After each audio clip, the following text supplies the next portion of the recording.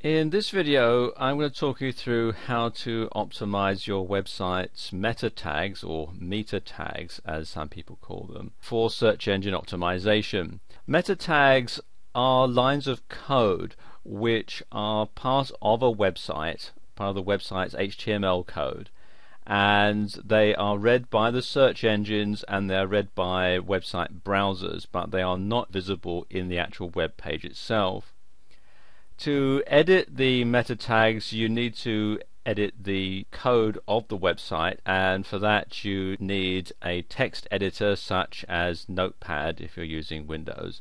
Some HTML composers also come with the ability for you to access the code. There are a lot of different meta tags that you can have, and they go here in between the two head tags. You can see here where it says head, and then at the bottom there /head, and there are lots of different meta tags that you can have, but in this video I'm going to concentrate on the most important and the most commonly used ones.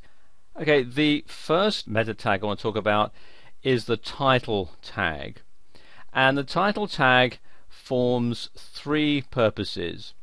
First of all, it's displayed at the top of the website browser when somebody comes to visit your website.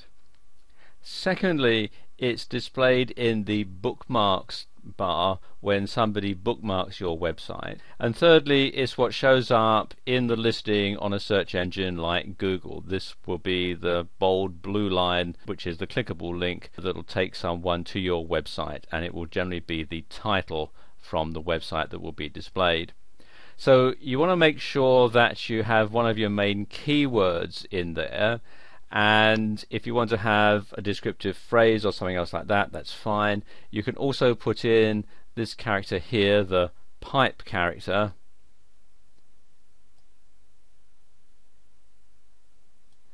which on my keyboard is right over at the very left next to the shift arrow. And you can use that to separate the different things that you put in your title. The next one is the description tag, and this is a true meta tag. It starts off with the left facing arrow, then you type meta, then a space, then name, then the equal sign. Then what the meta tag is in quotes, so in this particular case it's description, so I've got double quote, description, then close quotes, then another space, then the content, again an equal sign, and the contents are again in quotes or inverted commas as some people call them. And in the description tag, like it says here, this is where you put a keyword rich descriptive phrase about your site that will appear in the search engine listings. And just like with the title tag, you need to have something that will catch people's eyes when they're going through the listings in Google or the other search engines. The same thing applies here. You want to make sure that it's something that will attract the attention of someone who is looking through a search engine listing.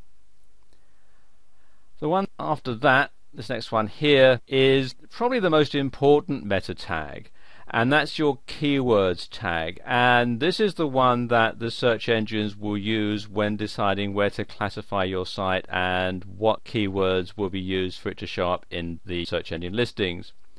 And you list your keywords in the content part, and you make sure that you list them one keyword at a time, separated by commas but not spaces. And then of course you have at the end of all the meta tags the close tab here, which is the little right facing arrow.